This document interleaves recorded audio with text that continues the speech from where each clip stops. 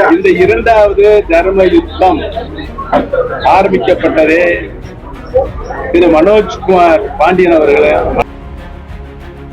Sir இதுவரைக்கும் எந்த முடிவும் எடுக்க மாட்டேங்கன்னு சொல்லிட்டு உங்களோட ஆதரவாளர்கள் நிறைய திமுகவுக்கு எல்லாமே போயிருக்காங்க சார். வைத்தியலிங்கம் போன்றவர்கள் போயிருக்காங்க இல்லையா? இந்த இரண்டாவது தர்ம யுத்தம் ஆரம்பிக்கப்பட்டதே திரு மனோஜ் பாண்டியன் அவர்கள் திரு வைத்தியலிங்கம் அவர்களால் தான் என்பதை தெரிவித்துள்ளார்.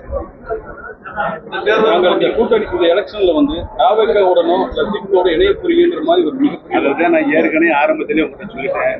தேசியங்களும் வதந்திகளும் செய்தித்துறையிலிருந்தும் தொலைக்காட்சி துறையிலிருந்து பரப்பிக் கொண்டிருக்கிறீர்கள். அதை நிறுத்த வேண்டும்படி சொல்லியிருக்கேன். பணிவான வேண்டுகோள் பார்த்துக்கிறீங்க. இப்ப பார்த்தா உங்களுக்கு பாவமா தெரியலையா?